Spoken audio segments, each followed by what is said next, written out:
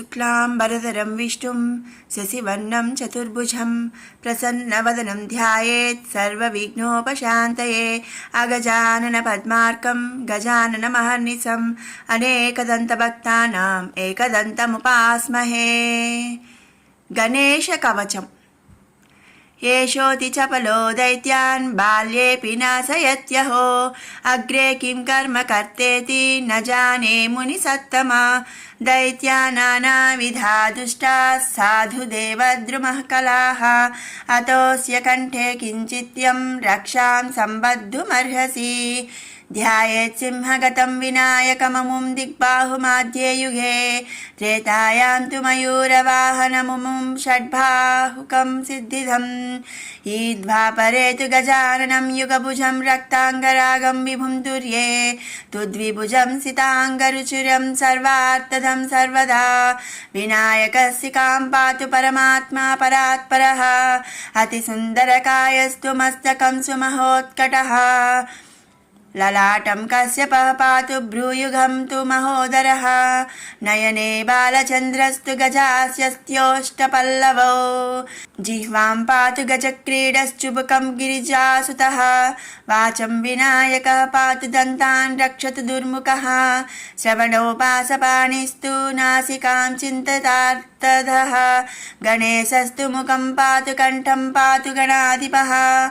स्कन्दौ पातु गजस्कन्धस्तने विघ्नविनाशनः, हृदयं गणनाथस्तु हेरम्बो जठरं महान्। धराधर पातु पार्श्वौ पृष्ठं विघ्नहरः शुभः, लिङ्गं गुह्यं सदा पातु वक्रतुण्डो महाबलः। गजक्रीडो जानुजङ्घे ऊरु मङ्गलकीर्तिमान्, एकदन्तो महाबुद्धिः पादौ गुल्फौ सदावतु।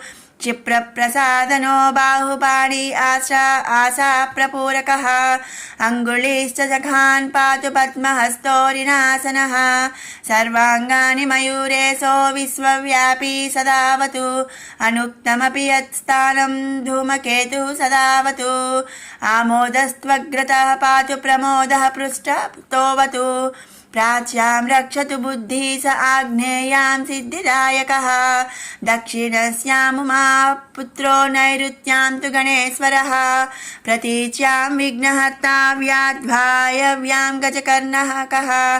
कौबेर्यां निधिपपायादीशान्या विसनन्दनः, दिवा व्यादेकदन्तस्तु रात्रौ सन्ध्यासु यः विघ्नहृत्। राक्षसासुरबेतालग्रह भूतपिशाचतः, पाशाङ्कुशधर पातु रजः सत्त्वतमस्मृतिः।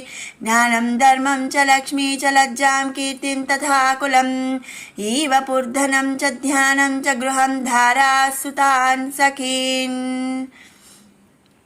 सर्वायुधधर पौत्रान् मयूरेशोऽवतात् सदा, कपिलो जानुकं पातु गजास्वान् विकटोऽवतु। भूर्जपत्रे लिखित्वेदं यः कण्ठे धारयेत् सुधीः, न भयं जायते तस्य यक्षरक्षपिशाचतः। त्रिसन्ध्यं जपते यस्तु वज्रसारा तनुर्भवेत्, यात्राकाले पठेद्यस्तु निर्विघ्नेन फलं लभेत्। युद्धकाले पठेद्यस्तु विजयं चाप्नुयात् ध्रुवं, मारणोच्चाटनाकर्षस्तम्भमोहनकर्मणि। सप्तवारं जपेदे तद्धनानामेकविंशतिः, तत्तत्फलमवाप्नोति साधको नात्र संशयः। एकविंशतिवारं च पठेत्तावद्धिनानि यः, कारागृहद्गतं सद्यो राज्ञा वध्यं च मोचयेत्। राजदर्शनवेलायां पठेदेतत् त्रिवातरतः, स राजानां वशं नीत्वा प्रकृतिश्च सभां जयेत्। इदं गणेशकवचं कश्यपेन सविरितं, मुद्गलाय च तेनाथ माण्डव्याय महर्षये। मह्यं सप्राह कृपया कवचं सर्वसिद्धिदं, न देयं भक्तिहीनाय देयं श्रद्धावते शुभम्। अनेनाच कृता रक्षा न बाधास्य भवेत् व्याचित्, राक्षसासुरबेताला दैत्य दानव संभवाः। इति श्रीगणेशपुराणे श्रीगणेशकवचं सम्पूर्णम्। सन्तान गणपति स्तोत्रम्।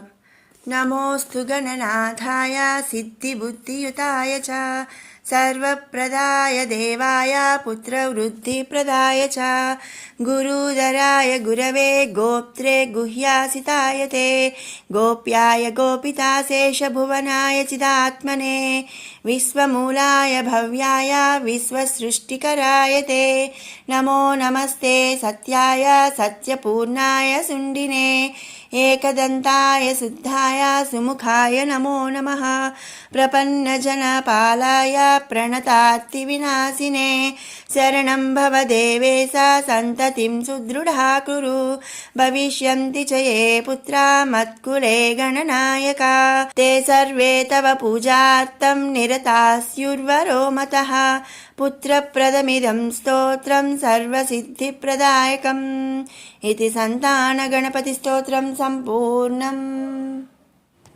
गणेश द्वादश नाम स्तोत्रम्। शुक्लाम्बरधरं विष्णुं शशिवर्णं चतुर्भुजं प्रसन्नवदनं ध्यायेत् सर्वविघ्नोपशान्तये अभीप्सितार्थसिद्ध्यर्थं पूजितो यः सुरासुरैः सर्वविघ्नहरस्तस्मै गणाधिपतये नमः। गणानामधिपश्चण्डो गजवक्त्रस्त्रिलोचनः प्रसन्नो भव मे नित्यं वरदातर्विनायका सुमुखश्चैकदन्तश्च कपिलो गजकर्णकः लम्बोदरश्च विकटो विघ्ननाशो विनायकः धूम्रकेतुर्गणाध्यक्षो फालचन्द्रो गजाननः द्वादशैतानि नामानि गणेशस्य तु यः पठेत् विद्यार्थी लभ्यते विद्यां धनार्थी विपुलं धनम् इष्टकामं तु कामार्थी धर्मार्थी मोक्षमक्षयम् विद्यारम्भे विवाहे च प्रवेशे निर्गमे तथा संग्रामे संकटे चैव विघ्नस्तस्य न जायते इति श्रीमुद्गलपुराणोक्तं श्रीगणेशद्वादशनामस्तोत्रं सम्पूर्णम्।